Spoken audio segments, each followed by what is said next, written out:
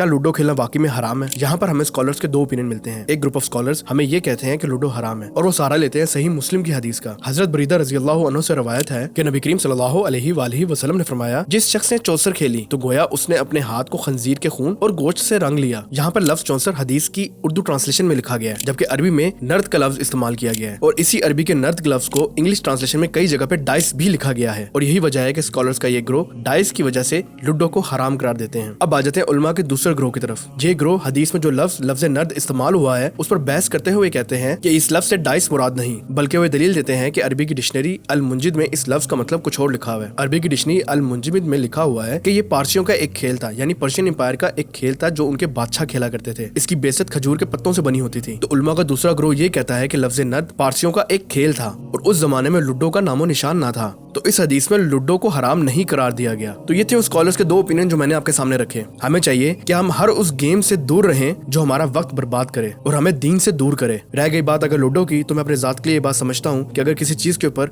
इतना बड़ा एतराज उठ जाए तो उससे अवॉइड करना चाहिए, खास तौर पे तब जब आपको मालूम हो कि वो उलमा जो कि हमेशा कुरान और हदीस को प्रेफर करते हो वो भी जब इसको हराम करार दें तो इससे दूर ही रहना चाहिए। और आफ्टर ऑल ये मसला हदीस को समझने का है। अगर आखिरत में हमें ये पता चला कि वाकई में लूडो हराम थी तो उस वक्त सिवाय पछतावे के हमारे सामने कुछ ना होगा। तो मेरा ख्याल है एक लूडो के लिए अपनी आखिरत को स्टेक पे लगाना कोई अक्लमंदी की बात नहीं। अस्सलाम वालेकुम व रहमतुल्लाहि व बरकातुहू।